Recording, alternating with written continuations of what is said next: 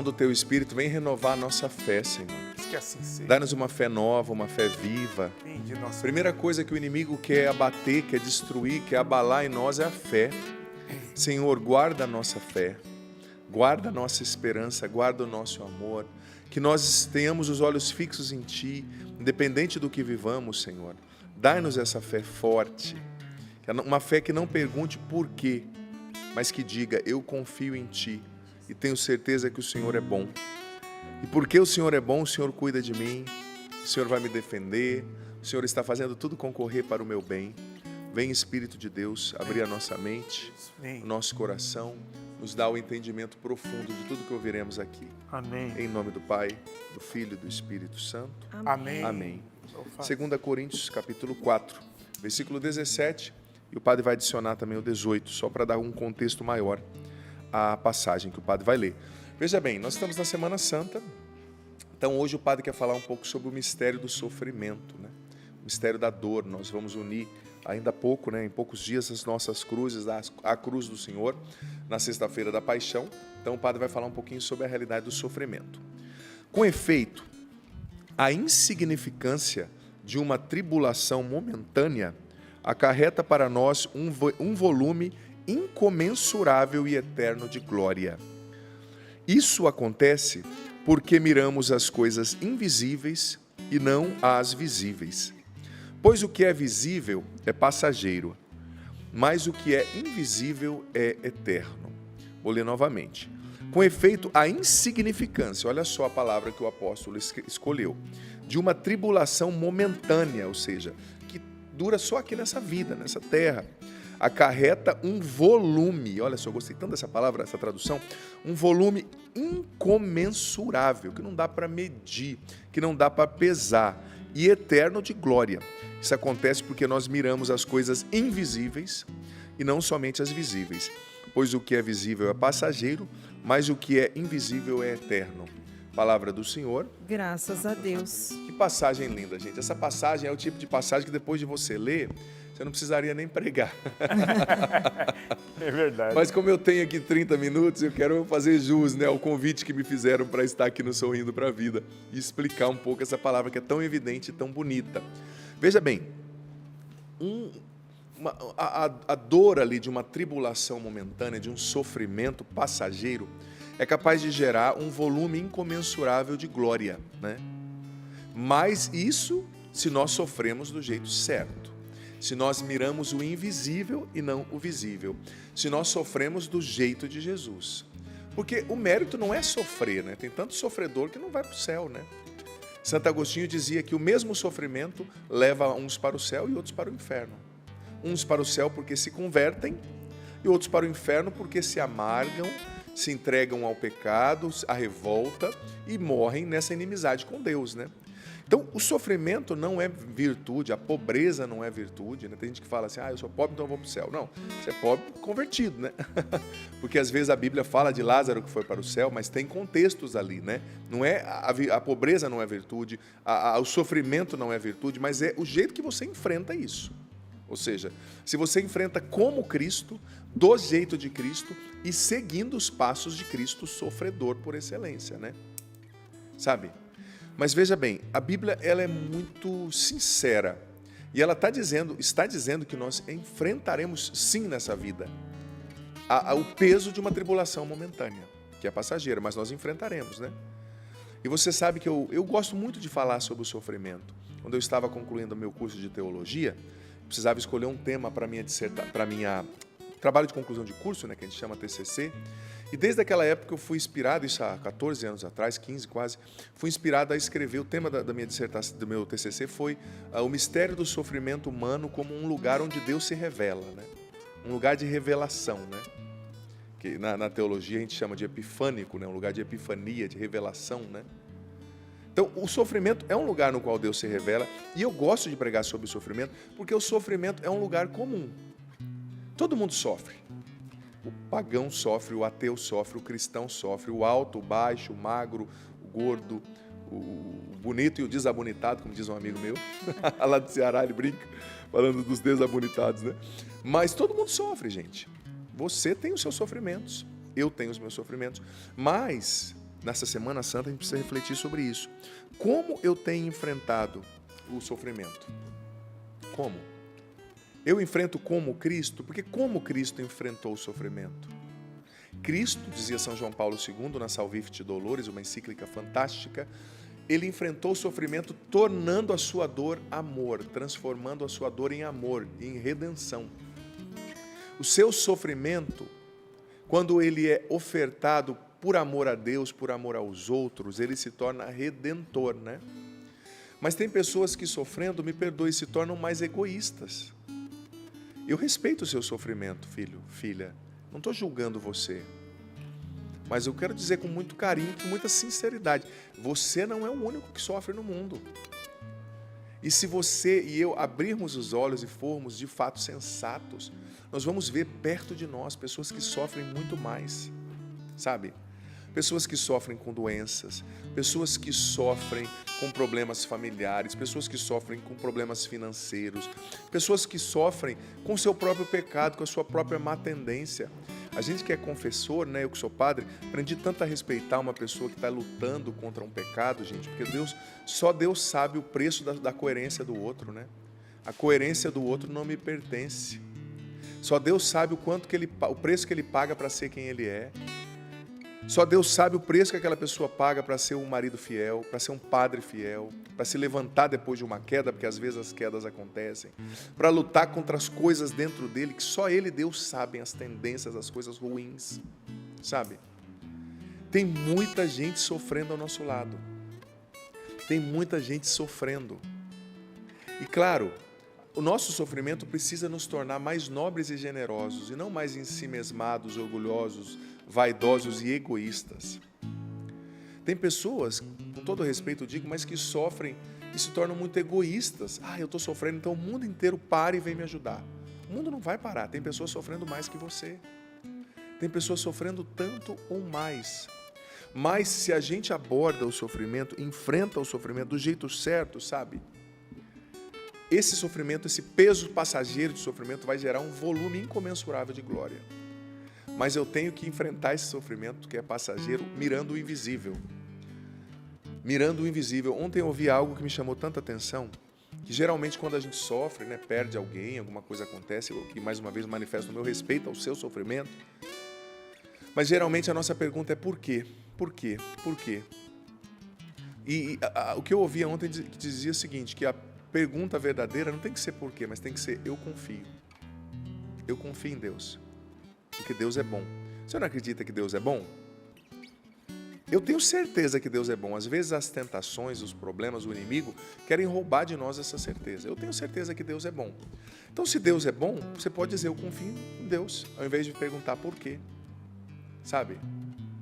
E tem porquês que a gente pergunta que se nós soubéssemos a resposta, nós diríamos assim, nossa, eu viveria bem melhor sem saber. Né? Às vezes tem respostas que Deus não te dá, filho, filha, não é porque Ele não te ama, é porque Ele está poupando você. Tem coisas que você não tem estrutura, e nós não temos estrutura para saber. Então deixa que na eternidade nós vamos entender. Lá todos os pontos vão ser conectados, lá todas as coisas vão fazer sentido, sabe? Tem porquês que você pergunta que você não tem estrutura para saber, que eu não tenho estrutura para saber, né? Então a pergunta certa, a frase certa não é por quê, mas eu confio. Eu confio. Sabe? E é interessante refletir sobre isso, porque nunca como hoje na história da humanidade as pessoas fugiram do sofrimento, fugiram do desconforto, né? Você já percebeu? Tudo existe para tornar a nossa vida mais confortável.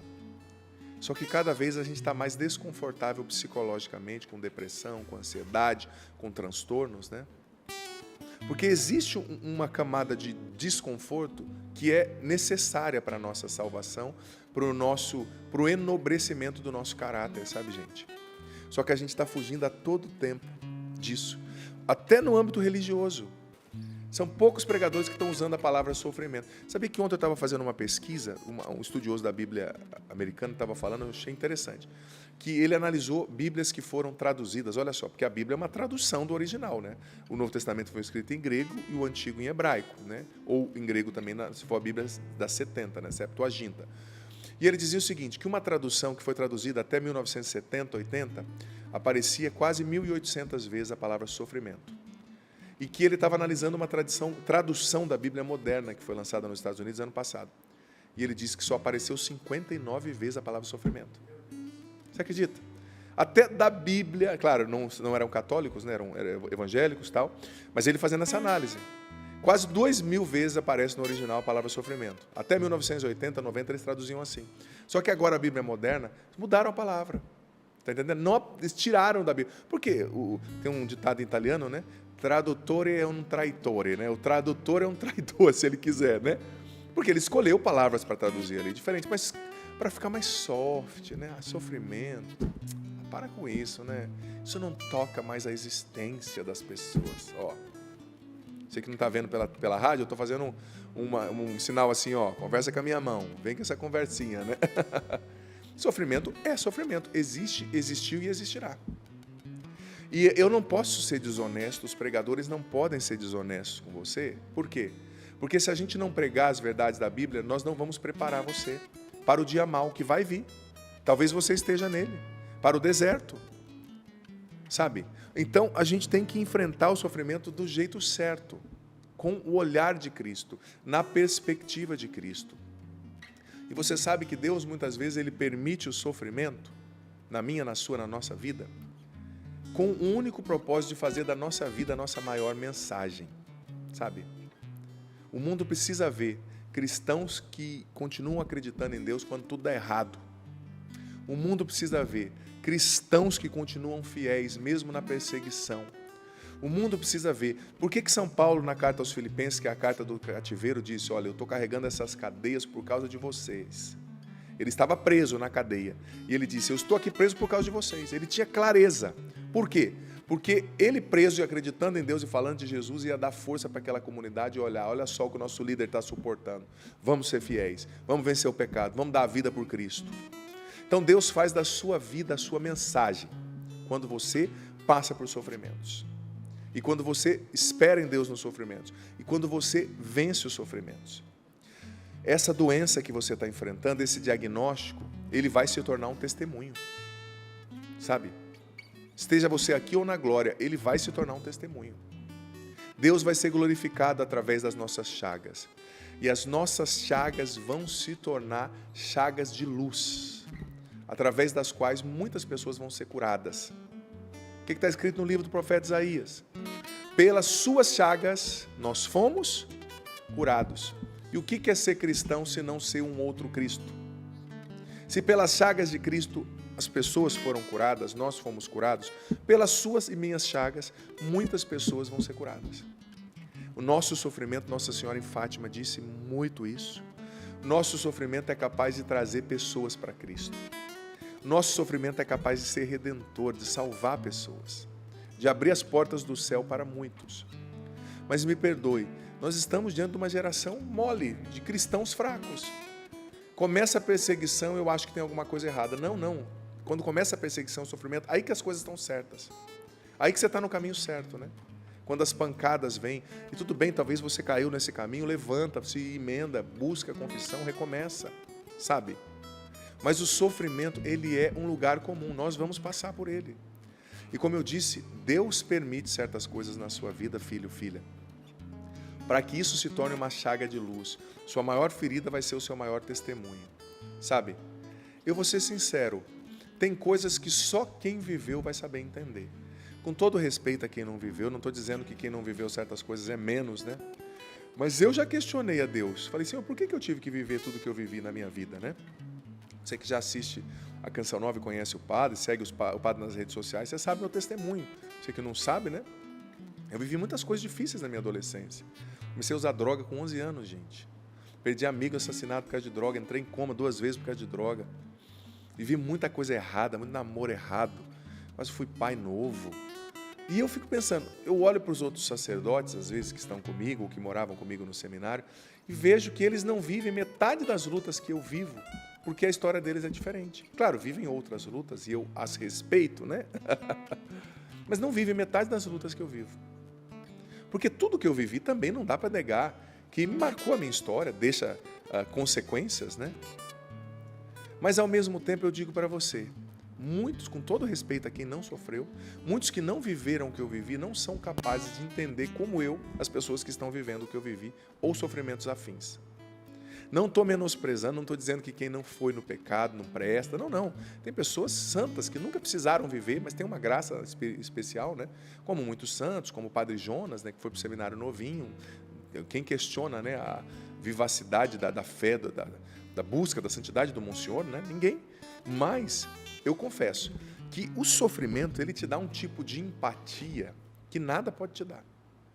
Ele te dá um tipo assim, ele te coloca, ele cria um espaço comum na alma sua e de quem sofre, sabe? As coisas que eu vivi que me pesam tanto e por muito tempo, eu sofri com elas. Hoje, graças a Deus, já sou um homem, não sou mais aquele menino, né? Mas elas me pesaram, sim. Coisas que eu fiz, coisas que eu vivi, né? Mas como elas hoje me dão condição, e até as quedas que a gente tem no caminho, né? Como que elas nos dão condição de entender quem cai?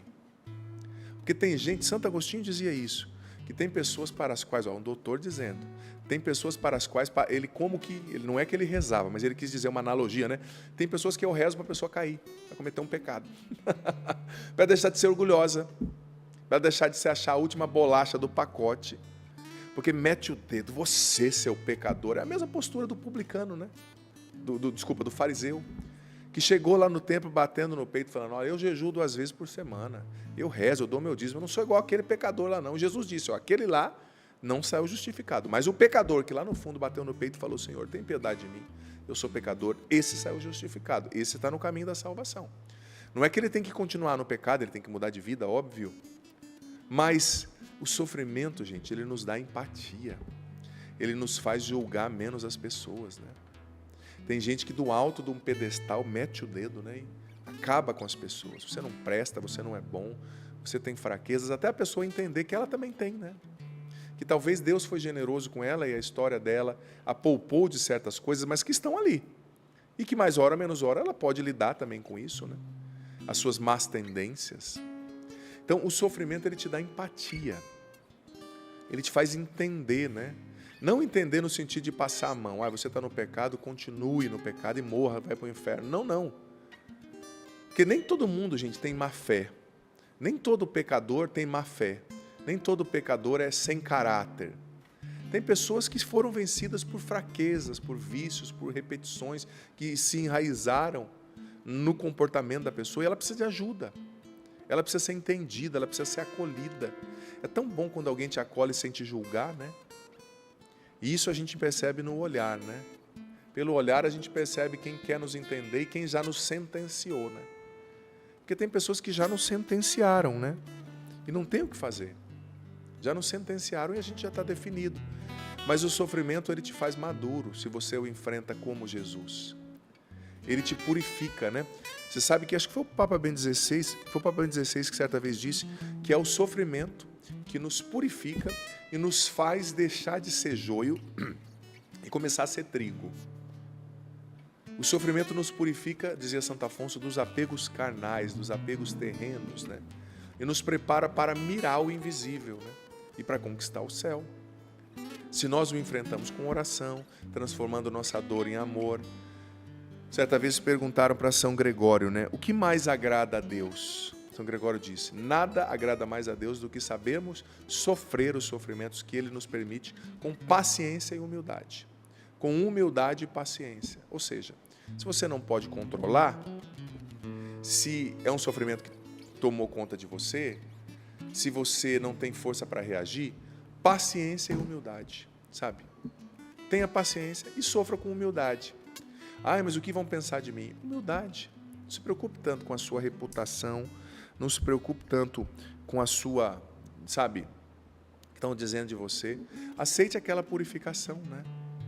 E Santa Teresa dizia que, olha, vou ler no literal, Deus nunca permite um sofrimento sem recompensá-lo com algum favor. Ou seja, você passa pela parte pior primeiro e depois você vai passar pela parte melhor. Você passa pela cruz e depois você vai passar pela ressurreição. Foi uma purificação tudo que eu vivi na minha história. O erro foi meu. Mas depois eu encontrei a Cristo e vivi muitas purificações. Mas depois de cada purificação, a graça que Deus derramava sobre mim, a unção, eu via, Ele me fazia crescer, Ele me fazia chegar onde eu não chegaria por mim mesmo. Talvez você está vivendo injustiças, sofrendo injustiças, às vezes acontece. Tem pessoas, gente, que infelizmente elas não toleram o nosso sucesso. Quando elas veem que você tem sucesso em algo, que algo está dando certo, elas vão te perseguir até o fim. Elas não suportam o teu sucesso. É uma afronta a elas. Mas se você está sofrendo uma injustiça por pessoas invejosas, por pessoas que não suportam o teu progresso, continue dizendo, eu confio em Deus. Porque, gente, não tem um na Bíblia que sofreu injustiça e que não foi exaltado, eu vou usar esse verbo, 7 vezes mais por Deus depois. Que não foi defendido por Deus. Que não foi justificado por Deus. Então, no fundo, quem está te perseguindo está te fazendo um favor, essa pessoa está te promovendo. O diabo, quando ele te persegue, no fundo, ele está te fazendo um favor, ele está te promovendo. O invejoso, quando te persegue, porque não suporta o seu sucesso, e começa a caluniar, inventar teorias que não tem nada a ver, ele está te promovendo, sabe? Sofra com paciência e humildade, aguarde, você vai ver o que Deus vai fazer. Vai ser maravilhoso. Os seus sofrimentos não anulam os planos de Deus. A perseguição das pessoas não anula o plano de Deus. A mágoa, a morte de alguém não anula o plano de Deus. Ele vai cuidar de você. Ele vai te exaltar na hora certa. Mas sofra com humildade e paciência, como disse São Gregório. Paciência e humildade. E você sabe que é preciso aceitar com paciência e humildade o sofrimento e entender o que Deus está fazendo. Eu gosto muito da explicação de Santa Teresinha quando ela fala das purificações passivas e ativas, né? O que é uma purificação ativa? É algo que você busca, é um jejum, né? Na quaresma talvez você esteja fazendo uma penitência, eu estou firme na minha até então, Deus me ajude, né? Até domingo. É uma purificação ativa, uma penitência, um jejum, mas existem purificações passivas, ou seja, não é você que busca, é Deus que permite. São visitas de Deus, são coisas que alcançam a sua história, não dependeram de você.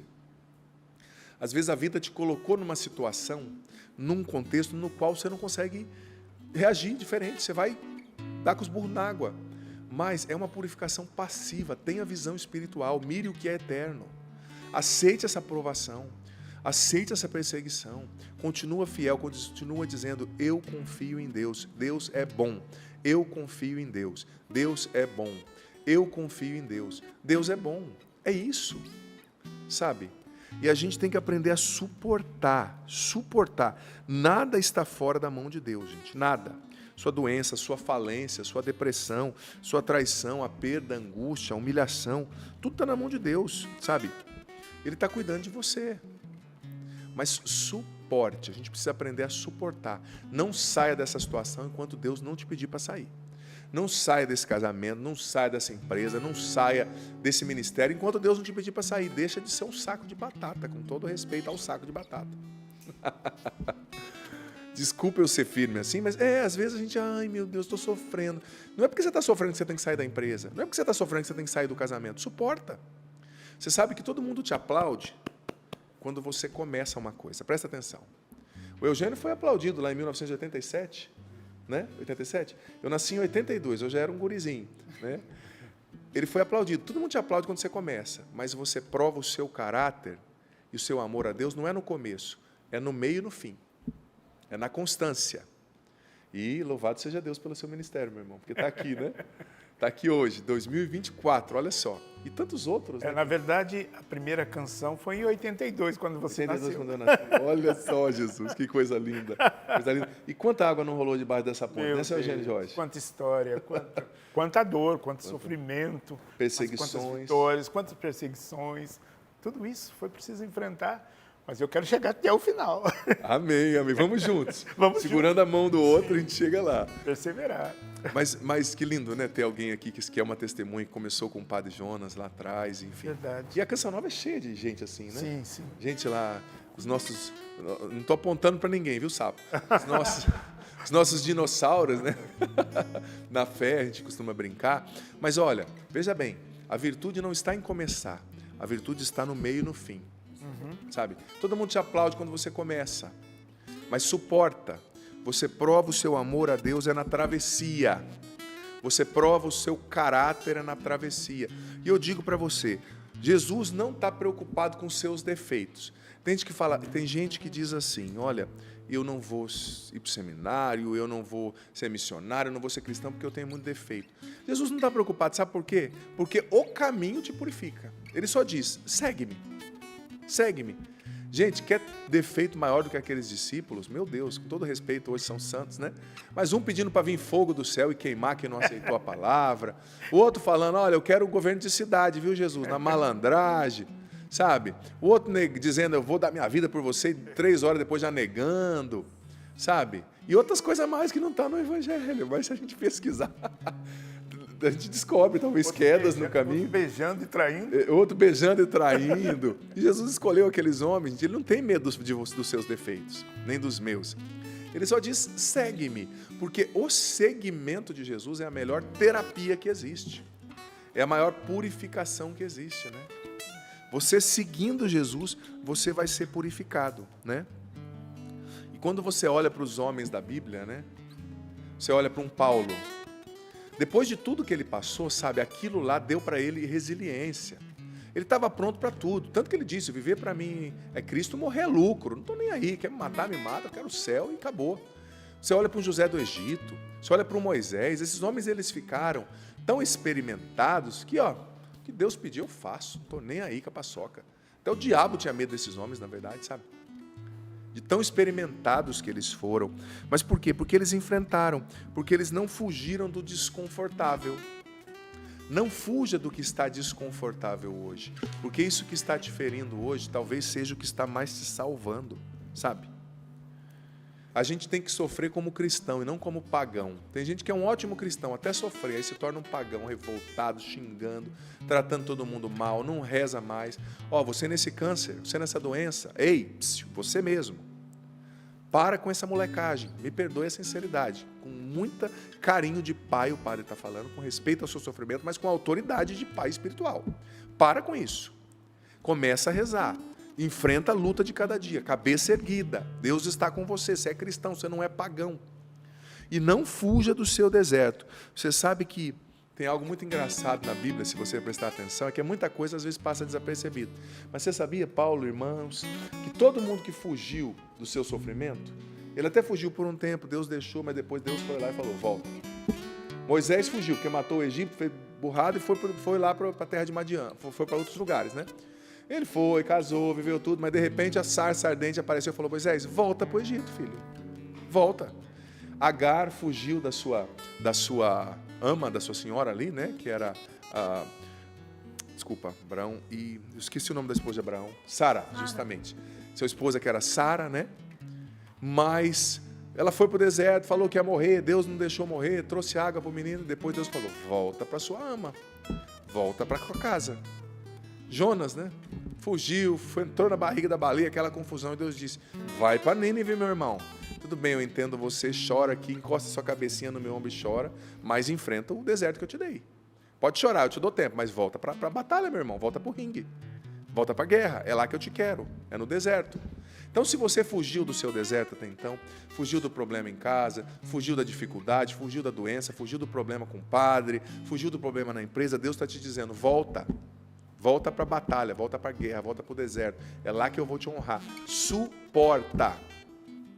Suporta, sabe? Não sofra como os pagãos. E saiba que Deus vai usar o seu sofrimento para redimir pessoas, para salvar pessoas. Olha, como eu disse, tudo que eu passei foi muito difícil.